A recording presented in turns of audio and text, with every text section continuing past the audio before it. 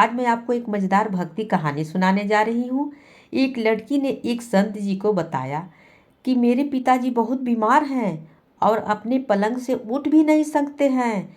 क्या आप उनसे मिलने हमारे घर पर आ सकते हैं?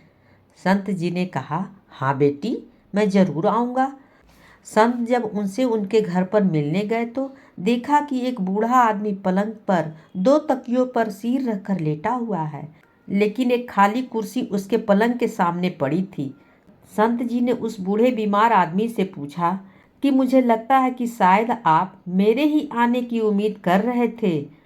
वह वृद्ध आदमी ने कहा, जी नहीं, आप कौन हैं? संत जी ने अपना परिचय दिया और फिर कहा, मुझे यह खाली कुर्सी देखकर लगता है कि आपको मेरे आने का आभास हो गया था। वो आदमी बोला, संत जी, अगर आपको बुरा न लगे तो कृपया कमरे का दरवाज़ा बंद कर दीजिए। संत जी को थोड़ी हैरानी तो हुई, फिर भी संत जी ने दरवाज़ा बंद कर दिया।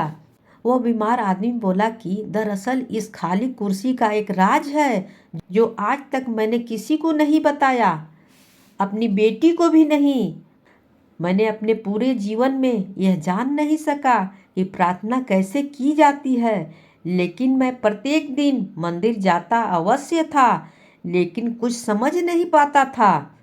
लगभग 4 साल पहले मेरा एक दोस्त मुझसे मिलने आया। उसने मुझे बताया कि हर प्रार्थना भगवान को सीधे ही जाती है। उसी ने मुझे सलाह दी कि एक खाली कुर्सी अपने सामने रखो और यह विश्वास करो कि भगवान खुद इस कुर्सी पर तुम्हारे सामने बैठे हैं। फिर भगवान से ठीक वैसे ही बातें करना शुरू करो जैसे कि अभी तुम मुझसे कर रहे हो। वो हमारी हर फरियाद सुनता है। और जब मैंने ऐसा ही करके देखा, मुझे बहुत अच्छा लगा। फिर तो मैं प्रत्येक दिन 2-2 घंटे तक ऐसे ही भगवान से बातें करने लगा। मुझे बहुत अच्छा लगने लगा, लेकिन मैं इस बात का विशेष ध्यान रखता था कि मेरी बेटी कभी मुझे ऐसा न करते देखे। अगर वह मुझे ऐसा करते देख लेगी तो वह मुझे पागल समझ लेगी। यह सुनकर संत जी की आंखों में प्रेम और भाव से आंसू बहने लगे। संत जी ने उस बुजुर्ग से कहा कि आप सबसे ऊंची भक्ति कर रहे हो। फिर उस बीमार आदमी के सिर पर हाथ रखा और कहा, सच्ची प्रेम भक्ति को जारी रखो। संत जी अपने आश्रम में लौट गए, लेकिन 5 दिन बाद वही बेटी संत जी से मिलने आई और उनसे बताया कि जिस दिन आप मेरे पिताजी से मिलने गए थे वो बहुत खुश थे, लेकिन कल सुबह 4 बजे मेरे पिताजी ने प्राण त्याग दिया। बेटी ने बताया कि जब घर में अपने कमरे में जा रही थी तो उन्होंने मुझे बुलाया, मेरा माथा प्यार से चूमा। उनके चेहरे पर बहुत शांति थी, उनकी आंखों में बहुत आंसू भरी थी, लेकिन वापस लौटकर मैंने एक अजीब सी चीज देखी।